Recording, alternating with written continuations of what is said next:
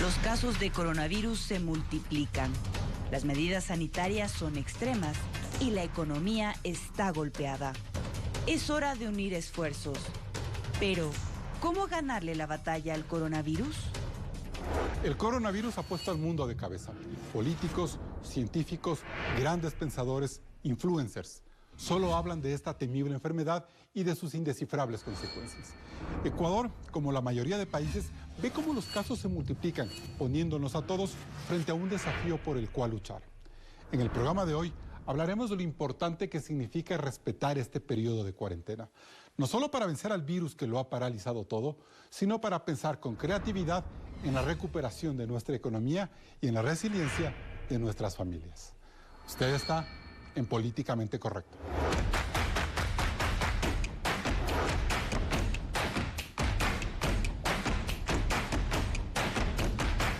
Hoy nos acompañan Wilson Merino, promotor del Cabildo Cívico de Quito. En 2017 lideró la primera iniciativa popular normativa en el debate al Código de la Salud. Y desde sus hogares, vía internet, están Linda Guamán, doctora en microbiología por la Universidad de Sao Paulo, Brasil, y es investigadora del Centro de Biomédica de la Universidad Tecnológica Econoxial.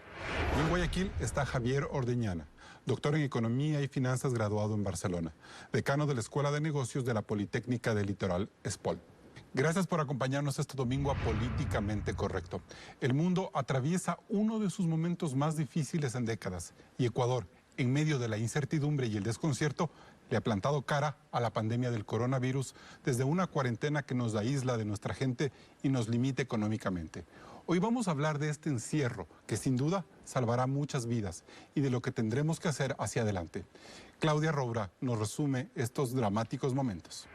El primer caso se confirmó el 29 de febrero. Una mujer de 70 años llegó desde España a Guayaquil el 14 de febrero y se movilizó hasta Babahoyo. También fue la primera persona en fallecer tras varios días en terapia intensiva por el daño respiratorio que desata el virus. Sus familiares dieron positivo en la prueba y se aislaron. Su hermana murió un día después. Con el primer caso, el pánico colectivo se desató. Los supermercados y farmacias se llenaron de gente sin guardar las mínimas normas de bioseguridad, hasta desabastecerlos de mascarillas, alcohol y gel desinfectante. En las aglomeraciones estaban adultos mayores, niños y personas enfermas.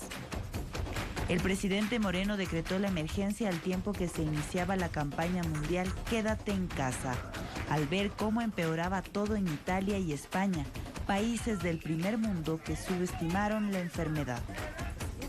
La canciller alemana Angela Merkel dijo que esta pandemia es el mayor desafío después de la Segunda Guerra Mundial.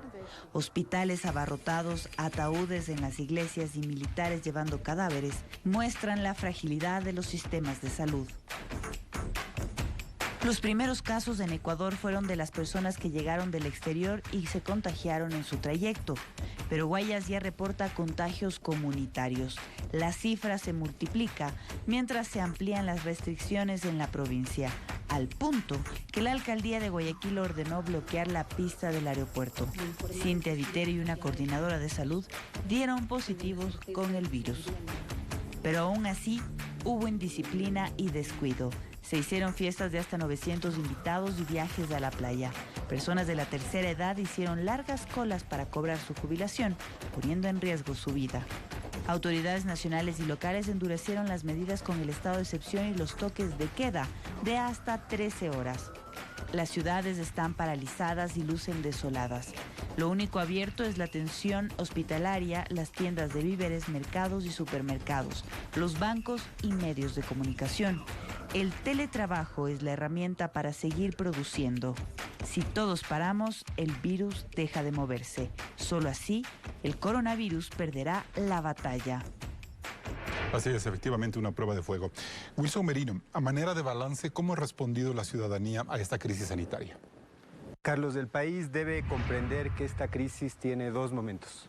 Un primer momento de contención sanitaria frente a una potencial catástrofe y un segundo momento sobre las secuelas y consecuencias en la vida, en la salud y en la economía. En este primer momento el principal responsable es del gobierno y por supuesto los ciudadanos que debemos acatar las disposiciones que da el gobierno. ¿Y cómo ha ido el gobierno en la respuesta a esta crisis, Wilson? Me parece que necesitamos un gobierno presente, articulado, coordinado, que dé certezas y respuestas a la ciudadanía. Me parece que hay un momento de enorme incertidumbre y necesitamos hoy más que nunca fortalecer el diálogo. ¿Todavía no se ve una articulación clara? ¿Eso es lo que pretendes decir? Si yo no veo una articulación clara, sobre todo entre el gobierno seccional y el gobierno nacional, me parece que es fundamental establecer canales de diálogo conjuntos y poder dar certezas y respuestas a la ciudadanía. Esta no es un problema de una ciudad o de otra, de un país o de otro, esto es un desafío de toda la humanidad. Y el diálogo, las respuestas coherentes, concretas, finalmente tienen que ser el camino. Porque lo que hemos visto es un gobierno activo que ha estado en las cadenas nacionales, que nos ha tratado de mantener informados de los casos. Eso es positivo. ¿Qué más faltaría? Bueno, varias cosas más, Carlos. Yo creo que hay que tratar de tener una vocería única y oficial. Me parece que hay varios voceros y esto genera confusión y temor en la ciudadanía.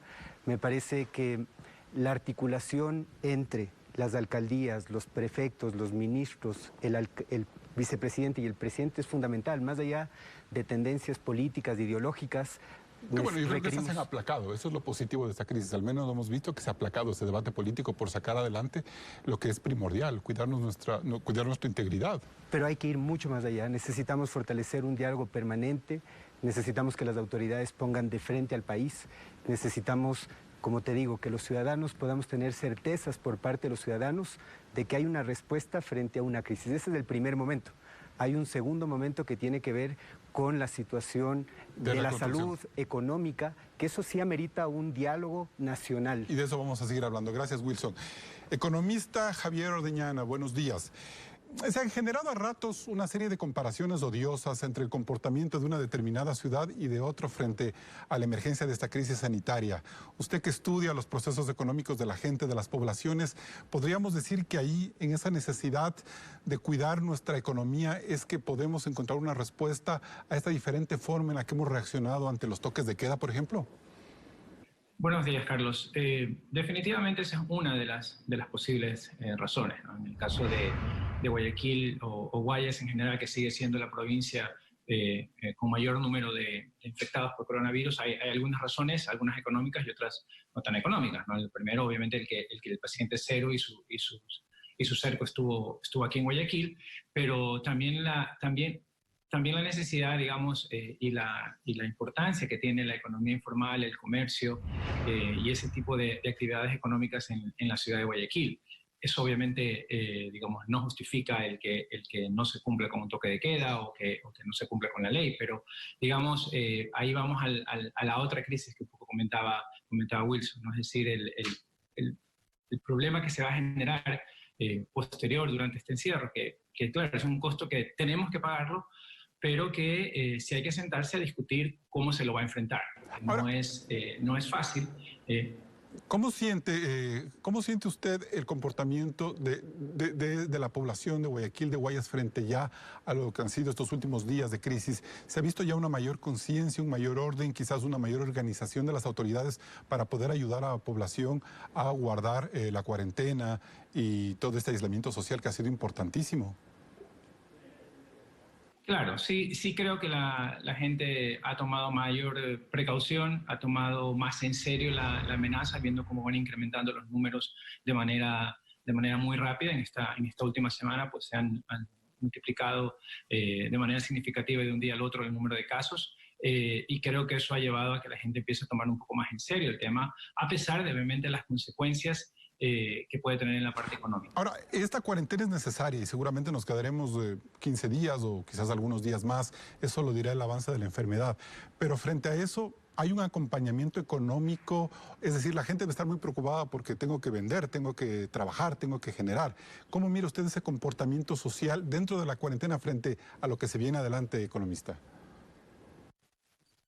Sí, bueno, justamente hay economistas que están hablando de una doble necesidad de aplanar la curva, ¿no? Ya hemos hablado de los especialistas médicos, hablan mucho del tema de aplanar la curva de infectados y de no sobrepasar la capacidad del sistema sanitario, pero hay la necesidad también de aplacar esa curva de la recesión que se nos viene, y que eso es inevitable y que, digamos, no es solamente obviamente aquí en Ecuador es una recesión probablemente global. ¿Y tenemos que esperar a que pase la cuarentena o se pueden ya empezar a tomar medidas desde ahorita? No. Justamente, yo creo que es importante que se tomen medidas desde lo personal, digamos, desde las personas, los consumidores, las empresas, pero por supuesto también el gobierno, ¿no? Es necesario por parte del gobierno tomar acciones. La mayoría de los países que han tenido esta afectación lo están haciendo con paquetes de estímulos. Okay. Gracias. Para las personas y los agentes. Gracias, economista. Linda Guamán, buenos días también, saludos desde tu casa. Muchos científicos advierten la baja mortalidad del COVID, eso es lo que nos han dicho en las primeras semanas alrededor de esta enfermedad, pero ¿por qué entonces vemos a un mundo tan paralizado, tan consternado, tan caótico? Hola, Carlos. Es que si bien el virus en realidad sí tiene una letalidad no tan alta, tiene una contagiosidad súper alta. Entonces, el problema que tenemos ahora no necesariamente son la gran cantidad de gente muriendo, sino sistemas de salud abarrotados de gente que necesita cuidados intensivos, de respiración asistida, etc. En general, lo que se espera en cuanto a la parte de la evolución del virus como un organismo es que en la siguiente etapa, más o menos 60-70% de nosotros estemos ya contagiados con coronavirus. El virus para él no es un buen negocio matar a todos los huéspedes que infecta, porque de esa manera él muere con el huésped, él nos necesita. Entonces, los virus más exitosos van a ser aquellos que encuentren ese balance entre infectarnos y usarnos, pero no matarnos. Por lo tanto, tú has visto la influenza, que le temíamos por mucho tiempo, ahora de cierta forma circula, porque se ha encontrado ese balance entre el virus, la patogenicidad y el huésped y su respuesta inmune. Entonces, Linda, probablemente el coronavirus va a empezar a circular después. Explícanos un poco cómo funciona ese tema. Es decir, tú hablas de la posibilidad de que un 70% de la gente llegue a contagiarse de eso. A mucha gente eso le va a aterrar, porque va a decir, ¿para qué estamos en cuarentena si de todas formas nos vamos a contagiar? Me supongo que lo que tú hablas es una evolución histórica y hacia futuro también de cómo va el virus. Exacto. Las medidas de contención van a servir, obviamente, mientras estemos en cuarentena, pero eventualmente, por el asunto económico que estamos discutiendo, vamos a tener que salir otra vez. Y no es que el virus se va a extinguir. El virus eventualmente va a seguir circulando en pocas personas y esto va a hacer que nos infectemos. Ahora, estamos en cuarentena para no infectarnos todos al mismo tiempo. Esa es la única razón, pero nos vamos a infectar. Muy probablemente muchos de nosotros nos vamos a infectar, pero si no nos infectamos al mismo tiempo, vamos a hacer que esta curva no sea tan pronunciada, sino que vaya creciendo gradualmente y de esa manera los sistemas de salud no colapsan. Pero en el siguiente 1 o 2 años, coronavirus va a circular como ha venido circulando históricamente, porque no es un virus nuevo. Y de esa manera, pues todos vamos a estar expuestos en algún momento u otro. Bien, nos vamos a un primer corte comercial luego de estas primeras reflexiones y sigue el debate en Políticamente Correcto. La OMS recomienda lavarse las manos, no tocarse el rostro, desinfectar espacios y el distanciamiento social. Pero el virus puede llegar por otras vías como la ropa. Intente ser más estricto en casa. Use solo un par de zapatos y sáqueselos apenas llegue. Procure que el resto de la vestimenta no esté en contacto con niños o personas adultas. Regresamos enseguida con más de Políticamente Correcto. Recuerde que retransmite Radio Sucesos 101.7 FM Quito. Ecuador ha lidiado 22 días con el coronavirus. Los contagios se multiplican con rapidez y hay casos en al menos 14 provincias del país. Claudia, ¿cómo hemos enfrentado el avance del COVID-19? Veamos cómo reaccionaron las autoridades al avance del coronavirus en Ecuador. El primer caso se anunció el 29 de febrero. Fue el de la ecuatoriana que llegó desde España 2 semanas atrás. Arrancó el primer cerco epidemiológico. En el día 11, el gobierno anunció medidas económicas por la caída del petróleo por el efecto de la pandemia. En el día 13, cuando el país registraba 17 contagiados, se declaró la alerta sanitaria con la prohibición de clases a nivel nacional. Al día siguiente, cuando se contaban 23 casos, se confirmó la primera muerte. Era la mujer que vino desde España. Para el 14 de marzo, cuando se produjo la segunda muerte, el vicepresidente Sonnenholzner anunció el cierre parcial de fronteras y otras restricciones. El país cifraba 28 casos. Para el lunes 16 de marzo, los casos llegaron a 58 y el gobierno declaró el estado de excepción y el toque de queda. A partir del día 18 de la pandemia en Ecuador, los casos comenzaron a multiplicarse con mayor velocidad, hasta tener más contagiados este viernes 20 de marzo. En la provincia del Guayas se concentran la mayoría de los casos. Le siguen Los Ríos, Pichincha y otras provincias. ¿Estas cifras y estas acciones nos dicen que reaccionamos a tiempo, Claudia? Diríamos que sí, Carlos, si comparamos el desarrollo de la enfermedad con otros países. Pese a que Italia el 31 de enero decretó el estado de emergencia por los 2 primeros casos de 2 turistas chinos, no fue sino hasta el 9 de marzo, día 39 de la enfermedad, que se declaró la cuarentena. Pero ya había 9.172 contagiados y 631 muertes. Para el 18 de marzo, Italia superaba los 41.000 casos, registrándose más de 3.400 muertes. En España, el primer caso también se confirmó el 31 de enero, pero para el 28 de febrero ya eran 84 los enfermos. El estado de alarma se decretó el 14 de marzo, cuando los contagiados ya eran 11.748. 5 días después, España reportaba en el día 49 casi 18.000 casos y más de 800 muertos. En general, las acciones adoptadas por Ecuador y el manejo de los tiempos son muy similares a los otros países de América del Sur, por lo que el gran desafío es evitar que la tasa de muertes por coronavirus se expanda. Hasta el momento, la de Ecuador es del 1,5%, cuando en Reino Unido es del 2,9%. La de China llegó al 3,7%, Corea del Sur al 4% e Italia al 7,9%. Carlos, sigues con el debate. Bien, gracias. Linda Guamán, ¿cómo interpretar el crecimiento de esta curva en Ecuador? ¿Es normal que ya empecemos a partir del día viernes pasado a ver ya un crecimiento exponencial de la curva? ¿Esto no se va a detener por más cuidados que tengamos, por más cuarentena que hagamos? Porque me supongo que así reacciona el virus. Se va a empezar a detener si somos disciplinados. Recuerda que aunque las medidas ya se dispusieron hace un par de días, no es sino hasta ayer o anteayer que en realidad nos pusimos estrictos con ellas. Yo salí a dar una entrevista la semana pasada, el primer día, y el tráfico en Quito fue como un día normal, el lunes, si no estoy mal. Entonces, estábamos en un modo de cuarentena sugerida, digamos, y por eso es que es normal ver este pico tan pronunciado, porque lo primero que se optó fue sugerir que la gente se quede en casa. Y luego ya la serie de medidas que hemos visto hasta hoy en día. Sí. ¿Creeríamos? Sí, Linda, una pregunta. Que si es que todos... Sí, dime, termina la idea, por favor. Creeríamos que si es que esta cuarentena se empieza a ser estricta como está haciendo ahora, no vamos a ver esta duplicación de casos todo el tiempo. Eventualmente se va a empezar a, si bien seguir creciendo, porque va a seguir creciendo, solo lo va a hacer a un ritmo menos acelerado. O sea, sí debemos reflejarnos en la experiencia de Italia y de España para ver, por un lado, que reaccionamos a tiempo, como en efecto así parecería, y eso habría que saludar de las autoridades, pero también para evitar que el virus se descontrole y que la ciudadanía haga una mayor conciencia. Exacto, es que por un lado las medidas pueden estar en dirección hacia un objetivo, pero el contexto que tenemos como sociedad es diferente. No fue lo mismo, China se habla incluso de violación a los derechos humanos por cómo decidieron hacer tan de riguroso el asunto de la cuarentena, mientras que nosotros tenemos otros desafíos. Entonces, era un poco de esperarse que no íbamos a ser tan disciplinados. De hecho, seguimos teniendo gente que sigue rompiendo toque de queda, etcétera. Yo considero que las medidas en Ecuador han sido oportunas. Ningún país del mundo estuvo preparado para lo que se venía, ni siquiera potencias mundiales, y eso lo podemos ver. Así es que estamos, yo creo, en buen camino, pero en este punto ya no depende tanto del gobierno, sino de nosotros. Una pregunta final y muy corta, Linda.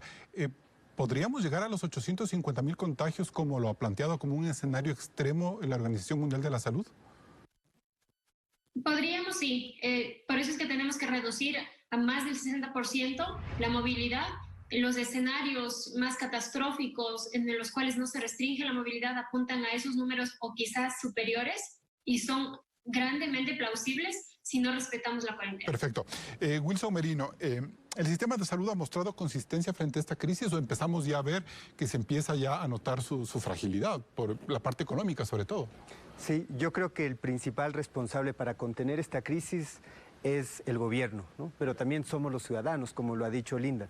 Tenemos que acatar las disposiciones del gobierno y hoy más que nunca quedarnos en casa.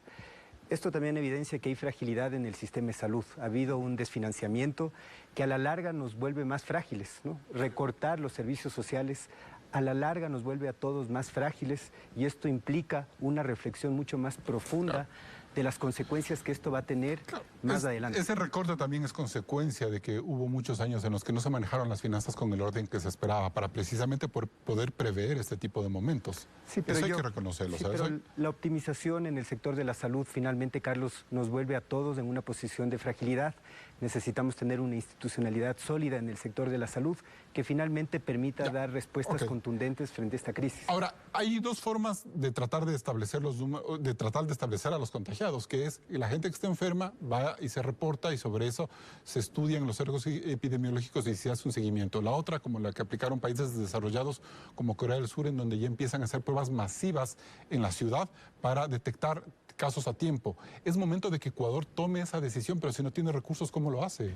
Sí, yo creo que hay que emular casos exitosos. Creo que el país debe explorar lo que ha hecho China, lo que ha hecho Singapur, Corea del Sur, para establecer condiciones de disciplina ciudadana para poder avanzar, ¿no? Me parece que el país tiene que avanzar en esa línea. Me parece que los medios de comunicación tienen que hacer un esfuerzo importante para que los ciudadanos estemos informados a través de vías oficiales todo el tiempo. Pero es necesario dar ese paso adicional, porque diríamos, bueno, Corea del Sur tiene dinero, tiene una logística que lo puede permitir. ¿Nosotros podríamos llegar a eso? ¿Eso debería ser un paso inmediato, Wilson? Mire, yo creo que el mayor desafío que tiene la humanidad es la macrocoordinación, ¿no? Necesitamos coordinar a los actores, necesitamos coordinar a los países, necesitamos que haya diálogo entre los gobernantes y comenzar a encontrar respuestas y certezas a una situación muy compleja.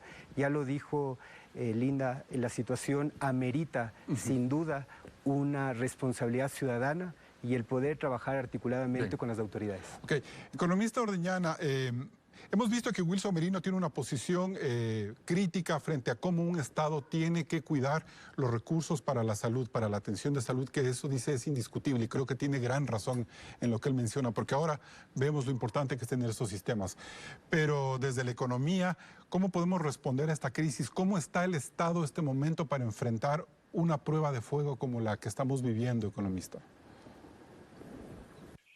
Bueno, definitivamente, como ya sabemos, antes de la crisis del coronavirus, antes de que realmente estalle esta crisis, ya teníamos una economía con bastantes problemas. De hecho, ya se venían tomando o intentando tomar ciertas medidas y por lo tanto nos pone en una situación muy vulnerable para poder enfrentar esa situación, tanto desde el punto de vista sanitario, que es lo que comentan los otros dos panelistas, como la situación económica posterior, ¿no? Decía en mi intervención anterior que sí. Sí, economista, este momento, usted ve que en las finanzas del Estado, todo este drama que se ha montado durante tantos meses, explicando, incluso ya ahora con la caída del precio del petróleo, ¿cree usted que este momento el Estado está en capacidad para reorganizar recursos y atender a la salud, más allá de lo que hagamos después como sociedad? Hablemos ahorita del gobierno.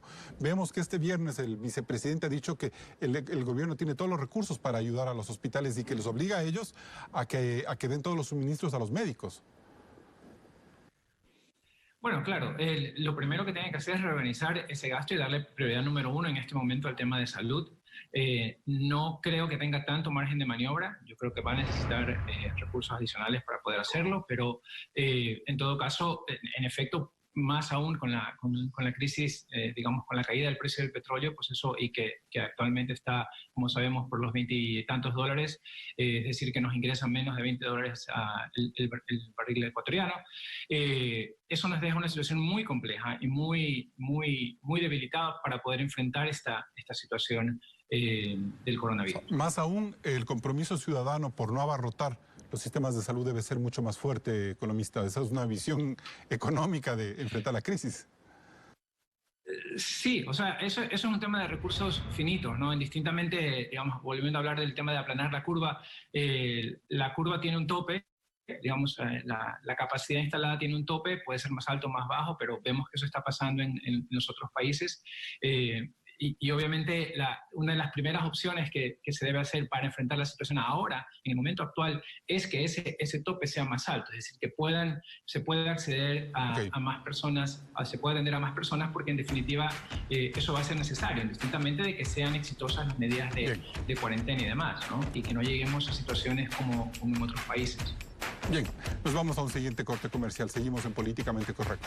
Las personas con COVID-19 pueden contagiar pese a no presentar síntomas. Una de las lecciones que nos dejó China es que el 25% de los contagios fue por personas que parecían sanas.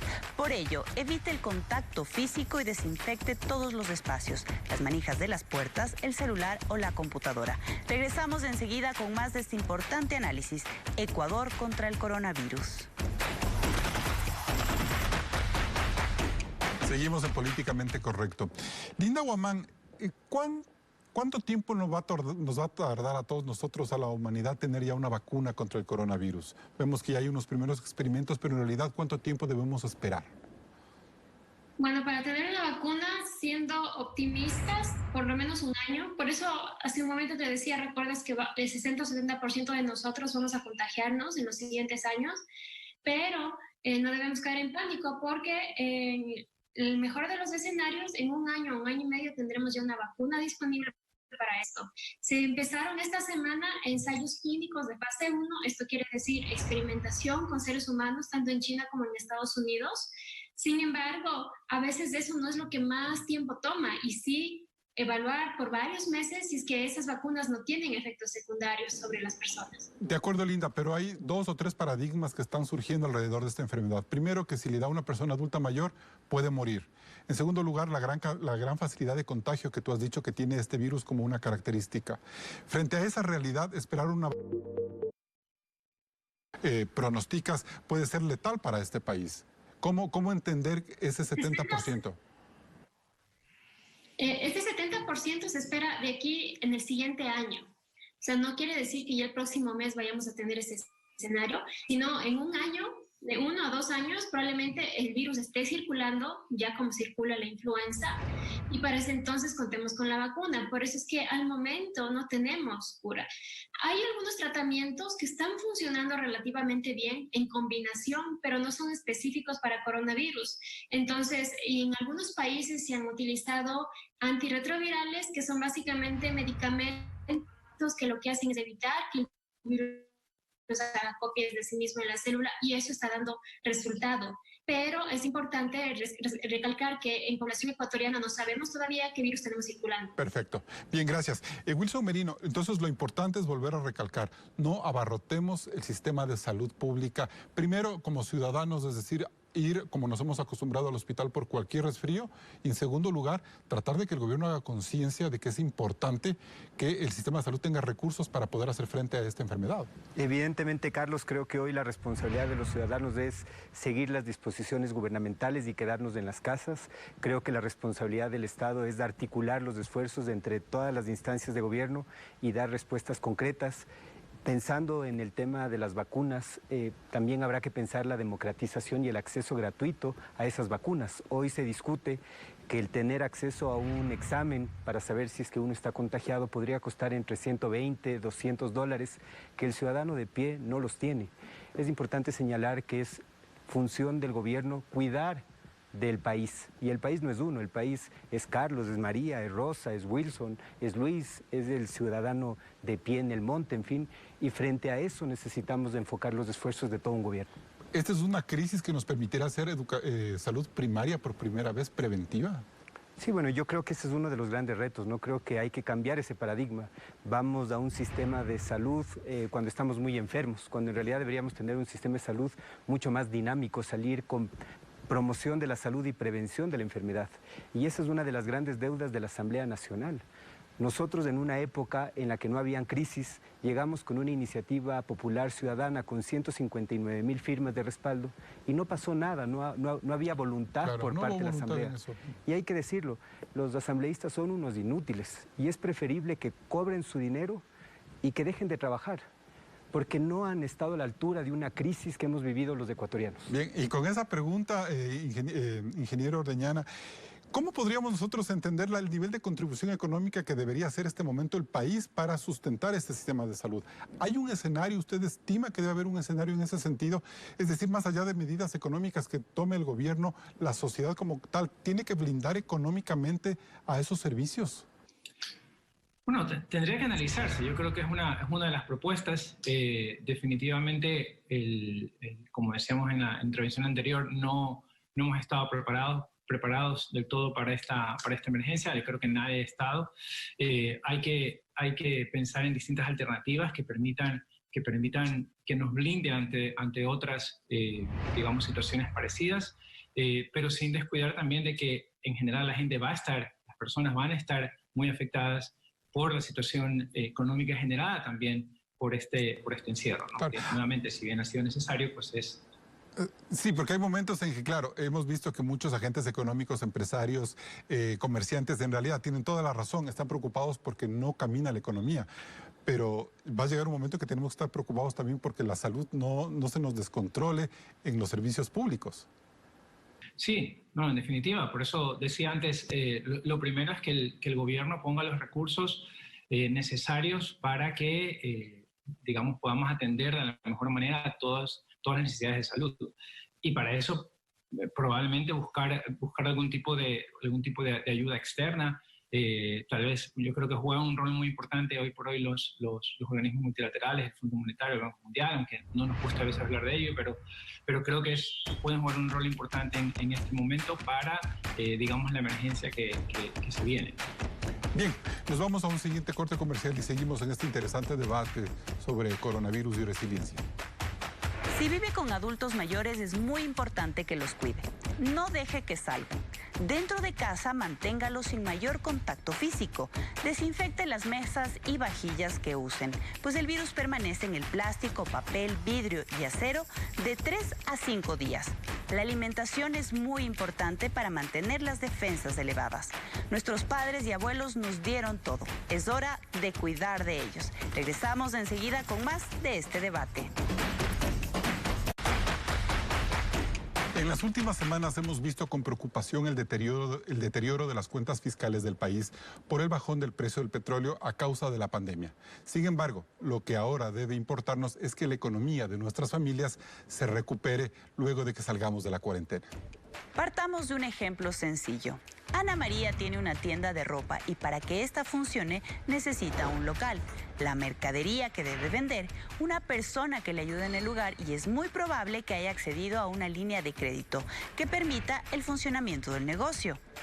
Si la tienda de Ana María cierra al público por varios días ante una emergencia como la que vivimos por el coronavirus, no recibirá dinero para pagar el alquiler del local, el salario, las prestaciones de su dependienta, la ropa que compró a los proveedores, el crédito bancario y los impuestos al fisco, así como su ganancia personal.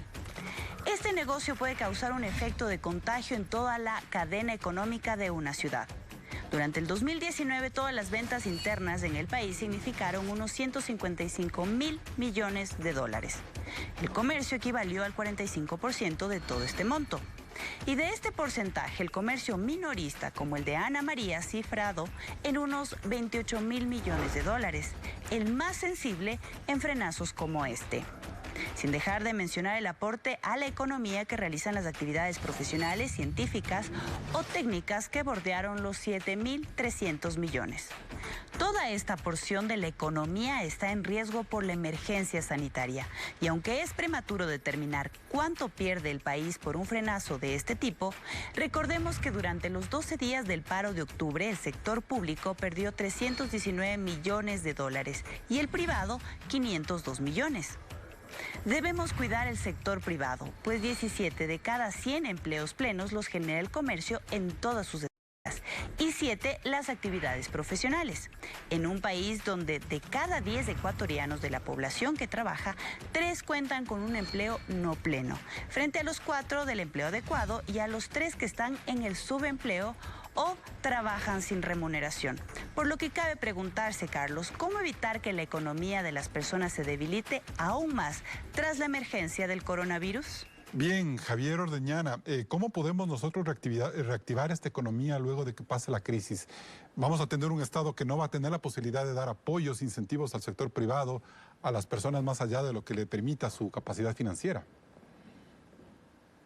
Ese es el gran desafío. Yo creo que vamos a necesitar que el Estado busque los recursos para poder hacer eso, porque hay que hacer varias cosas, como mencionaba el reportaje, ¿no? Primero, asegurar que las personas no pierdan su capacidad adquisitiva o la reduzcan en lo menos posible. Es decir, por ejemplo, ahora durante la cuarentena, asegurar que las personas sigan recibiendo su salario, más allá de que pueda haber tipos de, digamos, de acuerdos para recuperar jornadas, etcétera, pero que no se reduzca esa capacidad de pago.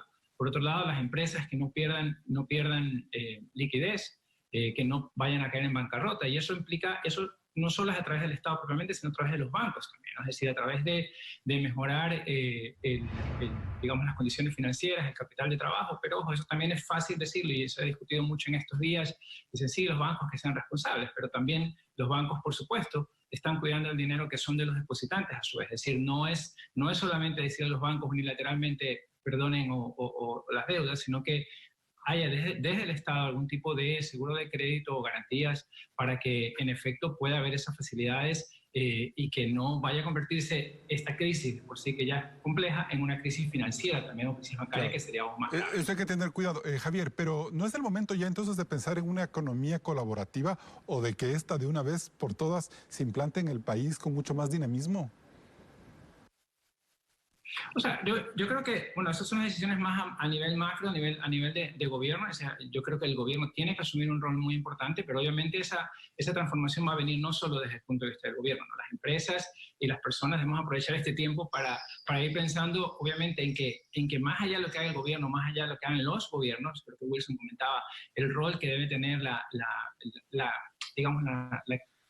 sociedad global, es decir, pensar desde este problema desde un punto de vista global, porque ser un problema global necesita soluciones globales, pero en definitiva sí, las empresas tienen que buscar nuevas opciones y aprovechar esta época o esta situación difícil para determinar, bueno, ahora que hemos estado teletrabajando, ¿qué tanto eso es sostenible ya cuando pase la crisis, ¿no? ¿Qué tanto las nuevas tecnologías nos permiten ser más eficientes en muchas cosas, ¿no? Entonces, pensar en las empresas y lo que mencionabas, el tema de economía colaborativa y pensar otras alternativas para las distintas empresas, sobre todo durante esta emergencia, pero también pensando en que vamos a salir en algún momento de ella y hay que estar preparados para en ese momento salir a recuperar terreno. Perfecto.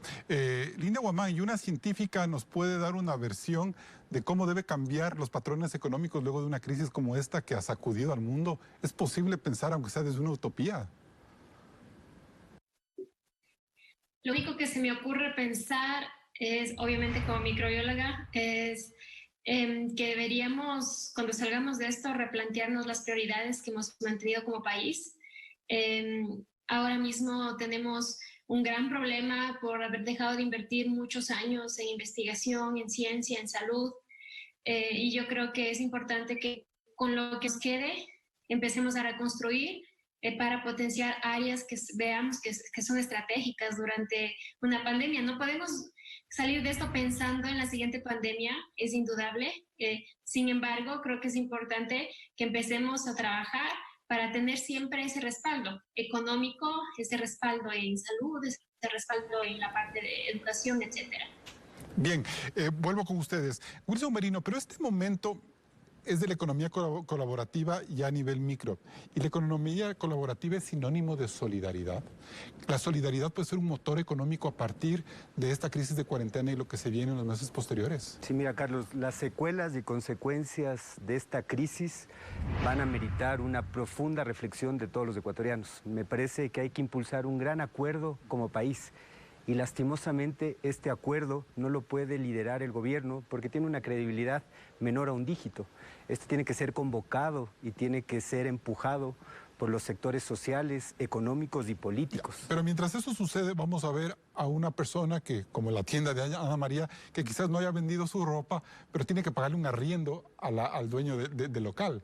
Y ese dueño del local quizás espere ese dinero para hacer otros pagos. Entonces este círculo vicioso está generando ya preocupación en la gente. ¿De qué manera podemos convertirlo en un círculo virtuoso? ¿Hay formas o estamos supeditados a las reglas de la economía que son tan frías? Sí, la única alternativa real que tenemos, Carlos, es la articulación de los actores. Necesitamos impulsar un nuevo gran acuerdo nacional, un gran pacto social, que lastimosamente, te repito, no lo puede liderar el gobierno porque no tiene credibilidad. Este tiene que ser un gran acuerdo convocado de forma espontánea por los actores sociales, económicos y políticos del país que no estén en posiciones radicales.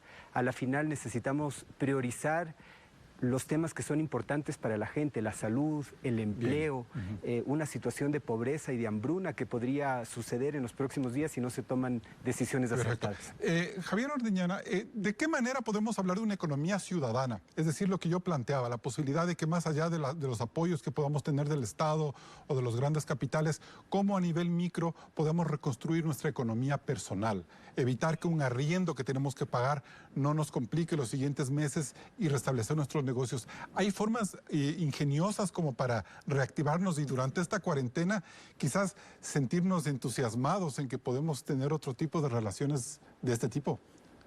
Esta situación de emergencia nos ha llevado a innovar, digamos, en la de urgencia, ¿no? Muchas cosas que sabíamos, y lo digo también desde la experiencia, nosotros como universidad, como escuela de negocios, teníamos y sabíamos que teníamos que ir poco a poco hacia el tema de educación online. Y tuvimos que ver cómo de repente hacerlo, lo que pensábamos hacer en 1 año o 2 años, hacerlo en 2 semanas, ¿no? Y eso pues te lleva a que puedas cometer errores, pero también a perder un poco el miedo a arriesgarte a cosas que en situaciones normales no lo hubieras hecho, ¿no? Entonces yo quería que las empresas y los emprendedores y en general todo el sector económico pues tiene que tomar este tiempo para eso. Es decir, bueno, si vamos a vivir, porque indudablemente, o sea, yo creo que hay que ser muy sinceros, en general se va a venir una recesión. El tema es que tratemos de que sea lo menos grave posible y que obviamente a cada uno le afecte de la menor manera, de una manera más controlada. Javier. Entonces, pensar en situaciones, decir, bueno, ¿cómo puedo ampliar tal vez mi mercado? Ahora que estoy viéndolo desde un punto de vista online, tal vez ya no me enfoco solo al barrio, sino que me enfoco con delivery a toda la ciudad, ¿no? O sea, es decir, pensar en distintas estrategias dada la nueva realidad que nos puede llevar a no solo durante esta emergencia, sino también Javier, cuando termine, ¿no? Pero es importante, como decía Wilson en su momento, que haya un pacto que quizás nosotros decimos, bueno, el pacto los hacen los políticos para las próximas elecciones. Pero digo, ¿es posible hacer un pacto entre ciudadanos para poder arreglar esta economía desde lo micro? ¿Cree que ese diálogo se debe dar de alguna manera, más allá de los indicadores que siempre son perversos? Yo creo que se puede dar, pero soy un poco pesimista de esos diálogos. Hemos tenido algunos en estos últimos años. Sí, es verdad, muchos liderados en teoría por el gobierno.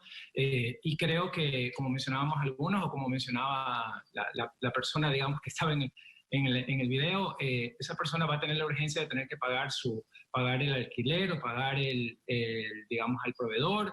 Entonces decirle, mira, vamos a un diálogo para discutir qué hacemos como pacto social, pues tal vez no va a ser el momento, ¿no? No digo que no sea una opción y que es algo que debemos plantearlo como una estrategia a mediano plazo, pero creo que necesitamos medidas desde lo micro, pero también desde lo macro, desde el Estado, urgentes para que realmente eso tengan una solución.